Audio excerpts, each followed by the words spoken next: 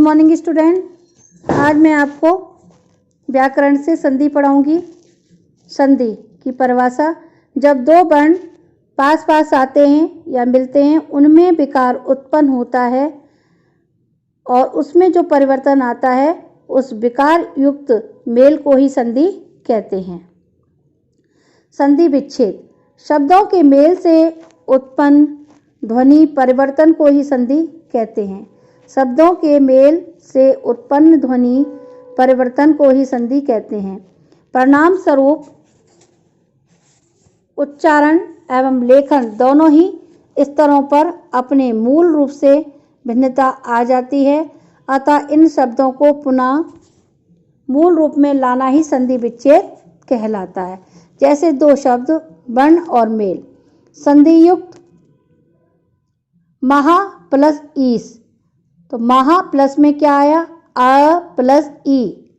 आ की मात्रा और ई। महेश, ई की मात्रा महेश। यहाँ आ प्लस ई दो वर्णों के मेल से विकार स्वरूप ए ध्वनि उत्पन्न हुई और ध्वनि का जन्म हुआ। संधि विच्छेद के लिए मूल रूप में लिखना होगा, जैसे महेश महा प्लस ईस, मनोबल मना प्लस बल, गणेश गण प्लस ईस आदि। संधि तीन प्रकार की होती है: स्वर संधि, व्यंजन संधि और विसर्ग संधि। संधि की परिभाषा: दो वर्णों के मेल से संधि और उनमें जो विकार उत्पन्न हुआ होता है उसे संधि कहते हैं। संधि तीन प्रकार की होती है: स्वर संधि, व्यंजन संधि और विसर्ग संधि। स्वर संधि क्या है? दो स्वरों के मेल से उत्पन्न विकार स्वर संधि कहलाता है। दो स्वरों के मेल से उत्पन्न विकार स्वर संधि कहलाता है। स्वर संधि के 5 भेद होते हैं। कौन कौन से? दीर्घ संधि, गुण संधि, वृद्धि संधि, यण संधि, अयादि संधि। स्वर संधि के कितने प्रकार के भेद होते हैं? प्रकार: दीर्घ संधि, गुण संधि, वृद्धि संधि, यण संधि और अयादि संधि। तो सबसे पहले हम दीर्घ संधि लेते हैं। दो समान स्वर मिलकर दीर्घ हो जाते हैं। यदि आ, ई, उ के बाद वे ही लघु या दीर्घ स्वर आए तो दोनों मिलकर क्रमशः आ, ई, उ हो जाते हैं। दीर्घ यानी बड़े हो जाते हैं। जैसे अ प्लस आ, अ प्लस अ, तो क्या हो गया? आ। अ प्लस आ, तो अन्न प्लस आभाव, अन्ना आभाव। जैसे भोजन प्लस आलय, तो क्या हो गया? मिलकर भोजनालय। विद्यार्थी, विद्या धन अर्थी, आ मिलकर क्या हो गया इसका? आ, तो विद्या धन अर्थी।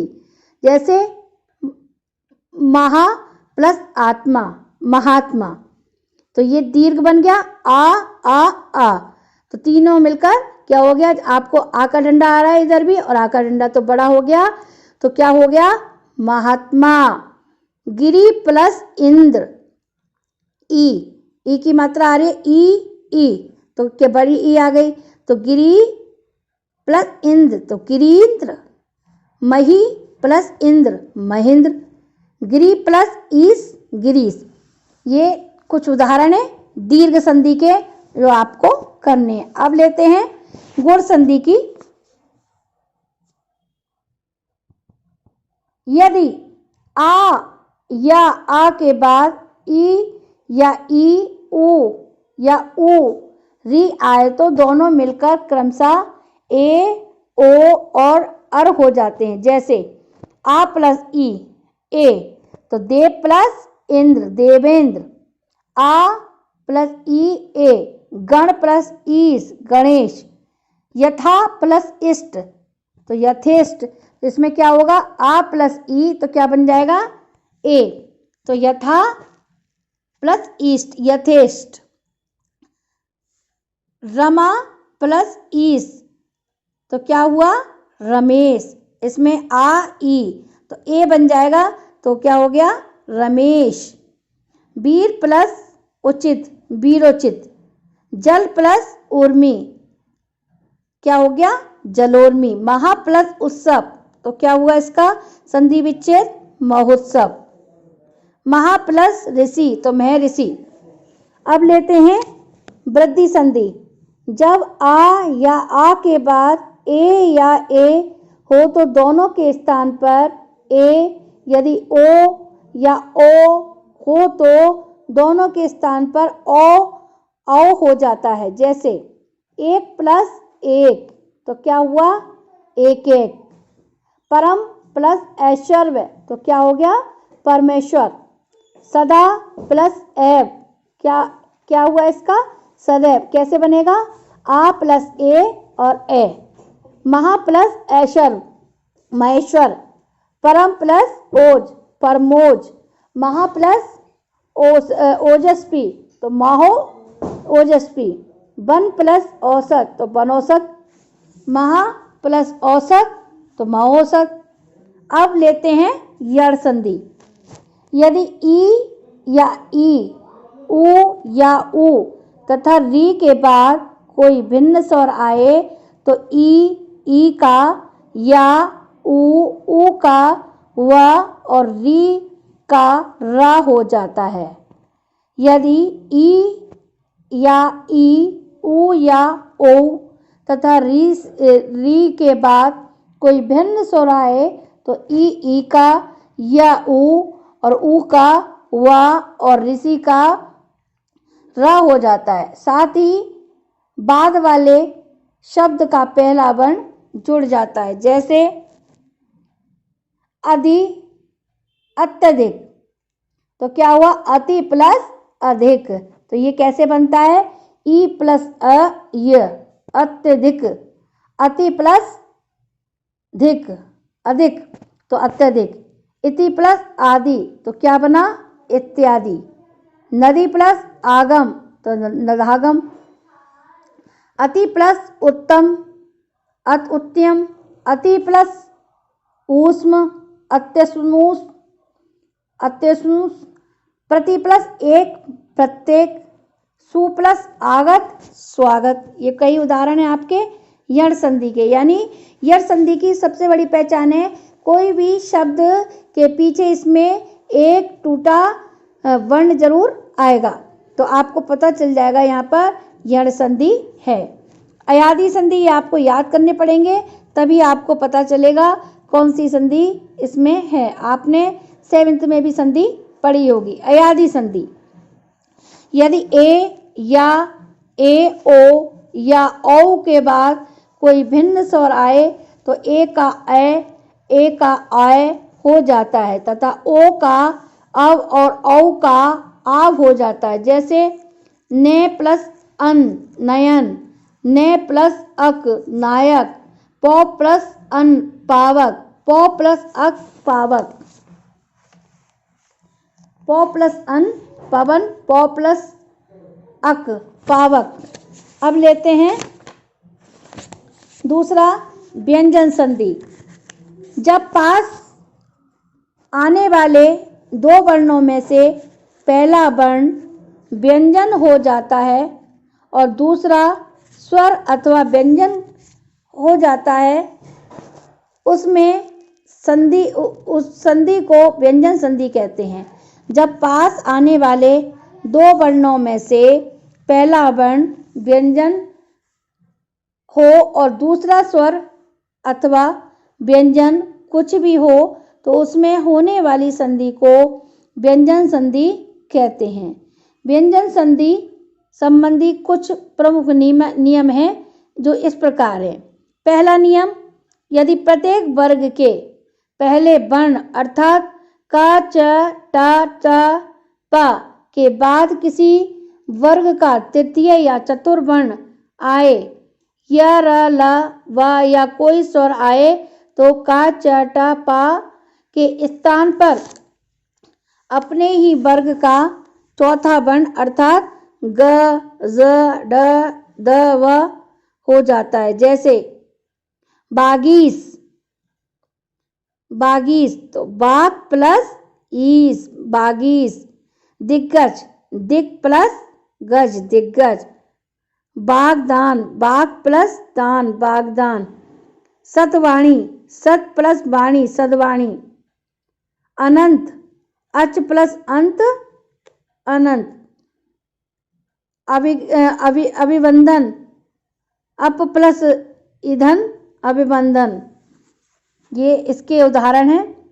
दूसरा नियम इसका है, यदि प्रत्येक वर्ण वर्ग के पहले वर्ण अर्थात क च ट ता पा के बाद ना या मा आए तो क च ट थ पा अपने वर्ग के पंचम वर्ण अर्थात ड ण न मा में बदल जाते हैं, जैसे बाढ़मय तो बाघ प्लस मय। जगन्नाथ, जगत प्लस नाथ, जगन्नाथ। नेक्स्ट नियम है इसका, यदि माँ के बाद कोई स्पर्श व्यंजन आए तो माँ जुड़ने वाले वर्ण के वर्ग का पंचम वर्ण या अनुसार हो जाता है, जैसे अहंकार, अहम प्लस कार। किंचित, किम प्लस चित। संगम, सम प्लस गम। संतोष, सम प्लस तोष। यदि माँ के बाद या र ल व श स स ह में से किसी भी वर्ण का मेल हो तो माँ के स्थान पर अनुस्वार ही लगेगा, जैसे संयोग तो इसमें क्या होगा, सम प्लस योग। संरचना, सम प्लस रचना। संहार, सम प्लस हार। एक उदाहरण है संरक्षण, सम प्लस रक्षण। नेक्स्ट नियम है इसका, यदि ता या द के बाद ला रहे तो ता या द ला में बदल जाता है, जैसे उल्लास, उत प्लस लास। उल्लेख, उत प्लस लेख, उल्लेख।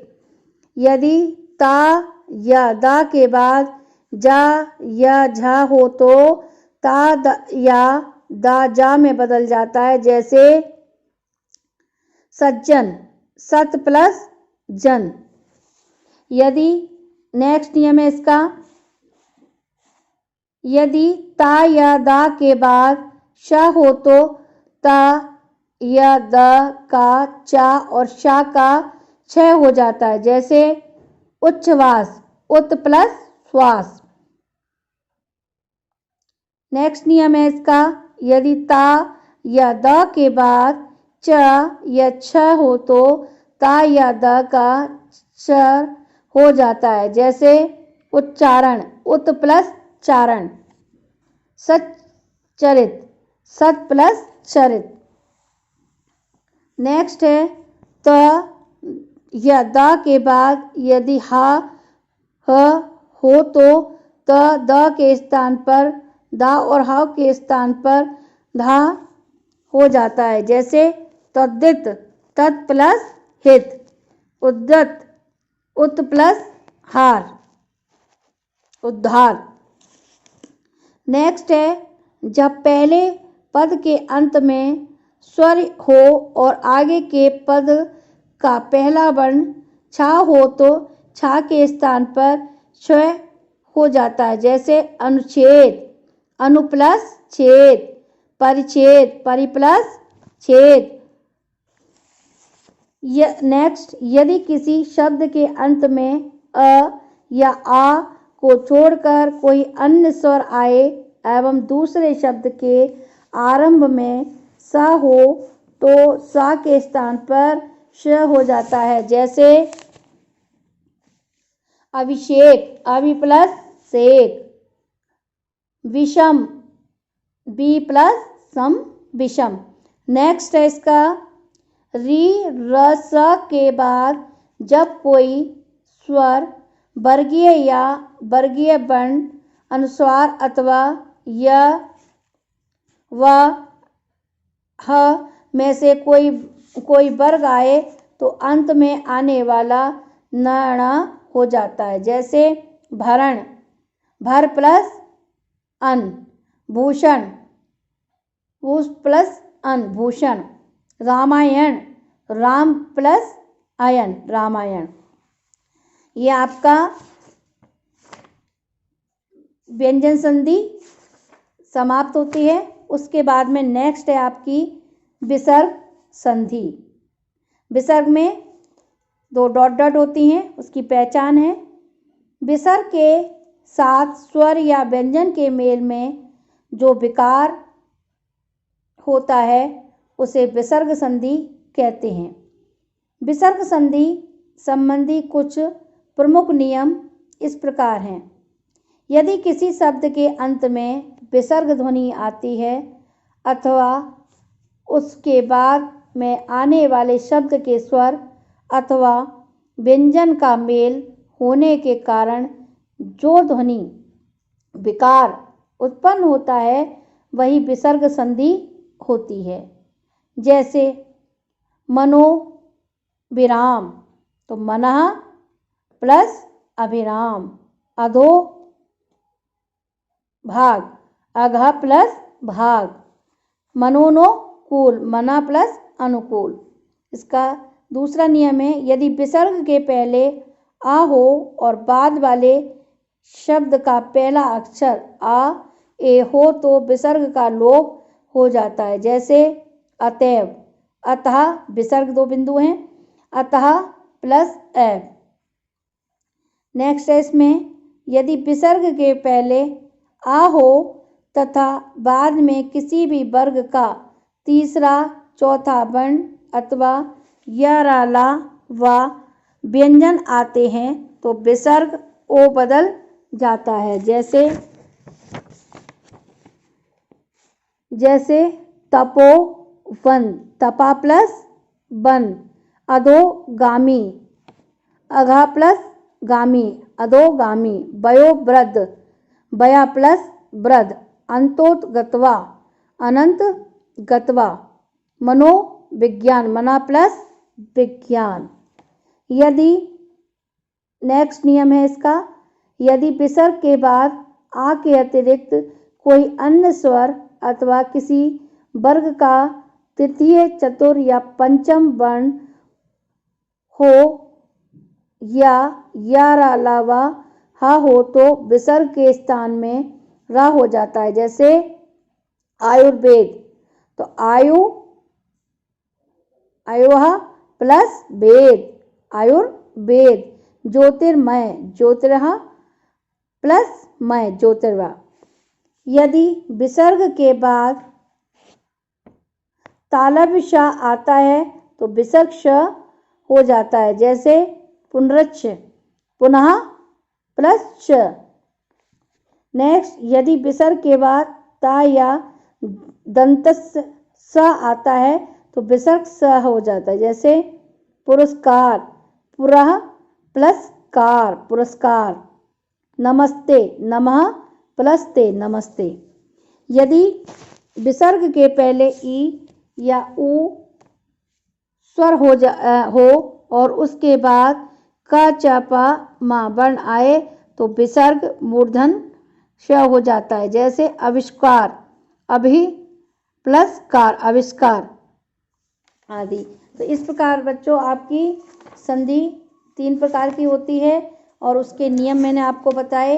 यानी संधि की परिभाषा, जब 2 वर्ण आपस में मिलते हैं और उनमें जो विकार उत्पन्न होता है वह संधि कहलाती है। संधि विच्छेद 2 वर्णों को अलग अलग करते हैं और उनमें विकार नया शब्द निर्माण होता है, संधि विच्छेद कहलाता है। संधि कितने प्रकार की होती है? 3 प्रकार की, स्वर संधि, व्यंजन संधि और विसर्ग संधि। स्वर संधि के बारे में बताया, 2 स्वरों के आसपास मिलने से तो विकार उत्पन्न होता है, उसमें स्वर संधि का होता है। गुण संधि, गुण संधि में एक सबसे महत्वपूर्ण आपकी गुण संधि पहचानने के लिए भी बताई थी। यदि आ या आ के बाद ई या ई री आए तो दोनों मिलकर क्रमशः ए और ओ हो जाते हैं। इसमें एक ही मात्रा वाले शब्द जरूर आएंगे, जैसे देवेंद्र, गणेश, और गंगोदमी, इस तरीके के शब्द आदि आएंगे। तो गुण संधि हो गई।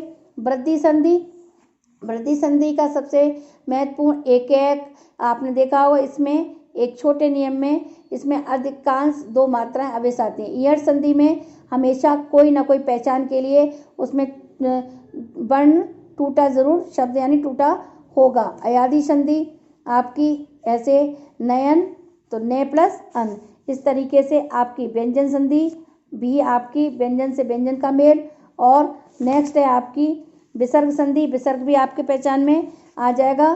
तो हलंत वाला यानी दो बिंदु की पहचान और किस तरीके से नमस्ते आदि ऐसे शब्द हमने आपको बताए, तो वो शब्द आपकी पहचान में आ जाएंगे।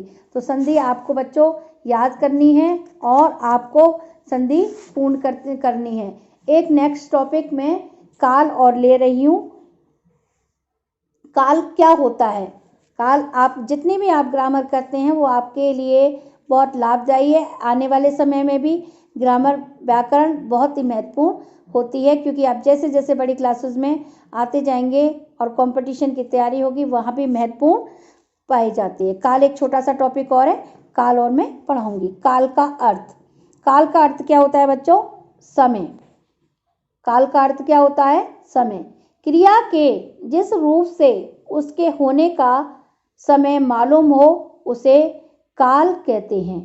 क्रिया के जिस रूप से उसके होने का समय मालूम हो उसे काल कहते हैं। काल के इस रूप से क्रिया की पूर्णता अपूर्णता के साथ ही संपन्न होने के समय का बोध काल है। काल कितने प्रकार के होते हैं? 3 प्रकार। जैसे आप टेंस पढ़ते हैं इंग्लिश में, जैसे भूतकाल, वर्तमान काल और भविष्यकाल। भूतकाल, वर्तमान काल और भविष्यकाल। तो भूतकाल क्या होता है? भूतकाल का अर्थ क्या होता है? बीता हुआ समय। भूतकाल का अर्थ क्या है? बीता हुआ समय। वाक्य में जिस क्रिया रूप से बीते समय का होना पाया जाता है भूतकाल कहलाता है। भूतकाल का अर्थ क्या है? बीता हुआ समय। वाक्य में जिस क्रिया रूप से बीते समय का होना पाया जाता है वह भूतकाल कहलाता है। यह क्रिया व्यापार की समाप्ति बतलाने वाला रूप होता है। जैसे सामान, अविनाश ने गाना गाया, गाड़ी जा चुकी थी, कुसुम घर पहुंच गई। संभाव क्या है? खाना नीता ने ही बनाया होगा। उद्देश्य मूलक इसमें क्या हो? तुमने पढ़ाई की होगी तो उत्तीर्ण हो जाओगे, यानी इसमें बीत चुका होगा। अविनाश ने गाना गाया, कब गाया? भूतकाल हो गया। गाड़ी जा चुकी थी, भूतकाल में जा चुकी, तो ये भूतकाल हुआ। अब है वर्तमान काल। क्रिया का वह रूप जिससे कार्य का वर्तमान समय में होना, क्रिया का वह रूप जिससे कार्य का वर्तमान समय में होना पाया जाए उसे वर्तमान काल कहते हैं। यह कार्य निरंतर हो रहा है की जानकारी देता है। वर्तमान यानी चल रहा है।